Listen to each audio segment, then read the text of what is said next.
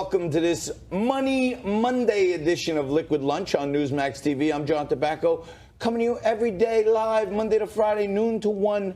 Liquid Lunch is at the Question Tequila Studios. We're not high atop the financial capital of the world. We're in Midtown, New York today at Newsmax headquarters. And just past the top of the hour, high noon Eastern here in New York. Dow Jones Industrial Average is raging already on this Money Monday, and we'll talk about the markets all day. But the Dow touched right up on 27,000 this morning, coming out of the week hot with Donald Trump having a nice little meeting with Kim Jong-un. They crossed borders both ways, and that's good geopolitically. And Trump also came out of the G20 with some little more peaceful language towards China, saying that he thinks we're going to get to some trade deals that'll be positive, and the market loves it. Anything above 27,000, I think we're back on our way to 30. And Bitcoin is struggling today as we speak. We know last week it was on fire. It reached as high as 13,000. And now as we speak today, 10,100, off about 30% from last week. Very volatile. I'd like to see it hold the double digits for a little while. Anything above 10,000, below 10 could scare people. There could be a technical break there where it goes through the support, and it could go all the way down at this point to 8,000. So be very careful and stay alert. And as always, my co-host and the managing editor of Liquid Lunch, Frank Morano, joins me. Frankie, happy Monday. Happy Monday. Happy July to you, John. And for those of you that are celebrating at home, today is actually National Postal Worker Day. So if you're a postal worker or you're someone that appreciates the fine work that the men and women of the U.S. Postal Service do, give one of them a hug today. Congratulations. And keeping with the mail theme, it's also National Postage Stamp Day. So it's a great opportunity to dust off that letter opener and pen and write someone that you want to communicate with a letter. And Frankie, it's also National Sun Day, S-O-N, Sun. So I'll be expecting a call from my mom. I'm sure you'll be expecting a call from the illustrious Mrs. Morano. Is that a real thing? That is a real thing. It's National Sunday, and we're both sons. Not ice cream Sunday, Sunday. Unbelievable show we have for you today. Frankie's going to take you around the world, around the country, and into your neck of the woods in just a minute. But Rino Apria, famous internationally known businessman, chef, restaurateur, is going to be on a little later on talking about immigration, using the folks who are here illegally and what they mean to the restaurant industry, and all kinds of stuff with credit card processing. We're also going to have Jaden Horton, and Richard Bay will join us from Florida via Skype for the Mix It Up, where we have a Republican and a Democrat every single day. What else is happening out there, Frankie? Well, first of all, the big thing that a lot of people in our audience is wondering about is, when did you exactly become Clark Kent? So this is a permanent change in your I don't know if it's a permanent situation. Change. I'm liking the look. I only have one tattoo, and it is a Superman tattoo. So I'm thinking I'm going to go with the Clark Kent until it's not working anymore. All right. Well, I'm seeing a little better. Are you? Yeah. All right. Can you see your way into not interrupting the guests during the show? Well, just so you know, Frankie actually got me these glasses because he knows I've been trying out the new glasses, and he told me that there was a little Pavlovian thing here to not interrupt the guests. If I have a bright idea that pops into my head when the guest is talking, I go like this.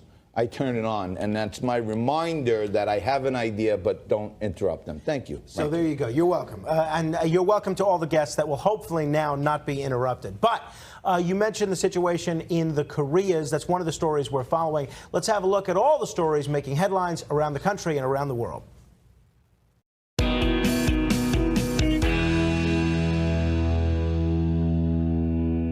President Trump is calling his meeting in the demilitarized zone with North Korean leader Kim Jong-un a great day for the world. Yesterday, Trump became the first sitting president to step onto North Korean soil when he met with Kim in the demilitarized zone between the two Koreas, and then joined Kim for a walk across the northern border. White House economic advisor Larry Kudlow says work is being done to provide assistance to U.S. farmers. On CBS's Face the Nation, Kudlow called the U.S. farmers patriots and said they've been very supportive of President Trump and his dealings with China. He said the current state of trade between the U.S. and China needs to be fixed, as it's currently a very unbalanced trading system. Kudlow said the administration is doing its best to support farmers and is providing short-term assistance to try to keep them going and fill the void. He then discussed President Trump's announcement about U.S.-China trade talks resuming, saying there's no timeline in place as to when they'll get underway. And finally, former Housing and Urban Development Secretary and 2020 presidential hopeful Julian Castro is discussing former Vice President Joe Biden's stance on integrated bus systems. On NBC's Meet the Press, Castro said Biden is going to have to continue to explain why his previous position was a good one. Castro referenced the very painful history in America that has to do with segregation and the movement to bring both sides together. He said he thinks Senator Kamala Harris raised a very relevant point when she brought up Biden's record and claims the record of everyone running is something important to look at.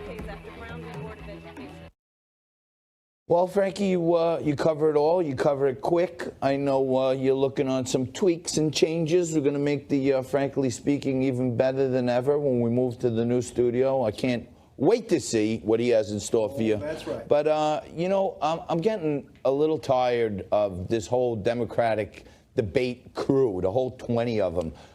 First, Cory Booker starts with, you know, Joe Biden's a racist.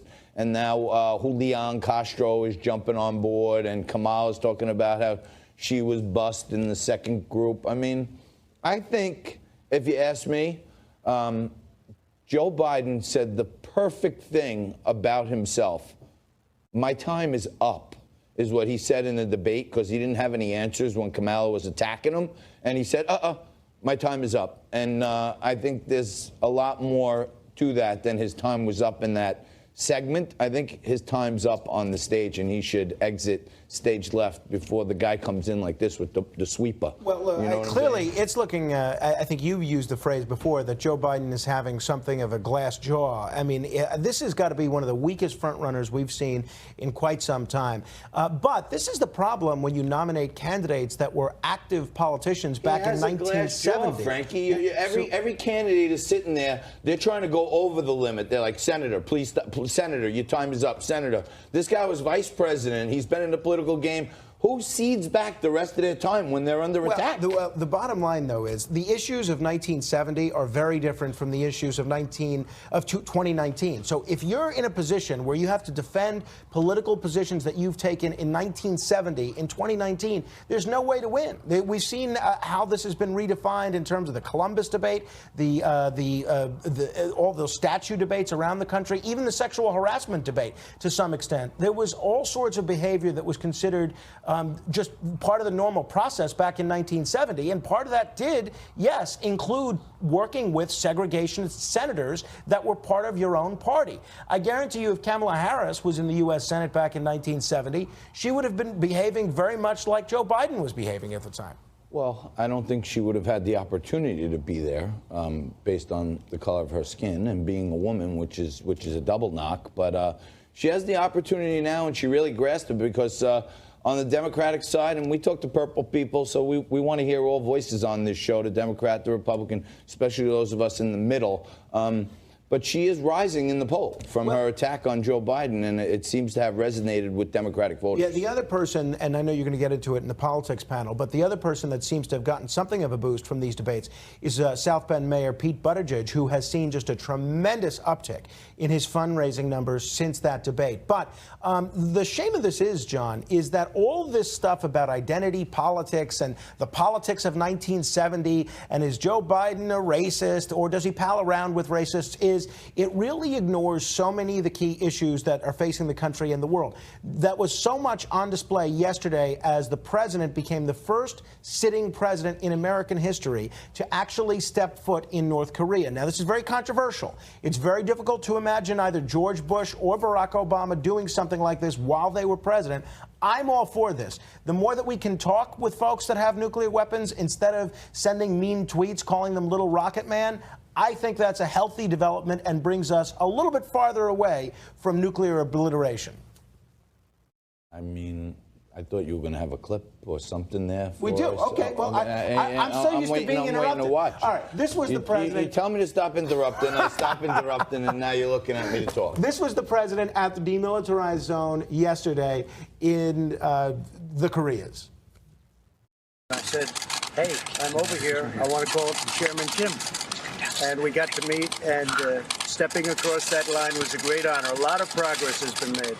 A lot of friendships have been made, and this has been in particular a great friendship. So I just want to thank you. That was very quick notice, and I want to thank you. Quick notice. Hey, let me tweet a leader of another country and say I'm passing by tomorrow. A little odd, a little strange, but it shows you that Trump is working with a whole new layer of diplomacy here. He tweets Kim Jong-un, and they show up at the border. He's the first president to ever step foot in North Korea. There wasn't, like, military around. I'm sure all the Secret Service had everything. But just a few years back, when Barack Obama went to South Korea and he wanted to go near the border, they kept him like a quarter mile back. They put him behind a glass shield, and he's over there with binoculars, like looking over the border like this. Trump just walks right across the border and walks back to South Korea with their leader. Well, the thing that I think is so interesting about this whole thing exposes how full of it just about everybody on the political spectrum is. Because the Democratic presidential candidates lined up to denounce Donald Trump for giving legitimacy to a ruthless dictator. Even my favorite presidential candidate on the Democratic side, Tulsi Gabbard, who's the pro-peace candidate, even she condemned what Trump did yesterday. And then meantime, if you look at clips of the president's Amen Corner on Fox News, all of whom denounced Obama for being willing to meet with dictators, being willing to meet with the leaders of oppressive regimes. Now those very same people are all praising Trump. So when you look at the commentary that either politicians or pundits are giving you, ourselves included, ask yourself, if the shoe was on the other foot, how would they be reacting? And then lastly, John, talking about Larry Kudlow and the Chinese situation with the tariffs, we're seeing now Apple is moving production of their MacBook Pro from the United States to China. Of course. I see this, and all I can do is say, I don't care how much extra I have to pay. Let's put some more tariffs on these Chinese goods. Yeah, well, it looks like he's dialing back that rhetoric right now. It looks like, I don't like Apple moving stuff to China, but sometimes they have to pander to China to get their products in there. So, panda, pun intended. We're coming back right after this with famous restaurateur Rino Apria to talk about immigration and all that other good stuff in the business world. You're watching Liquid Lunch. Back after this.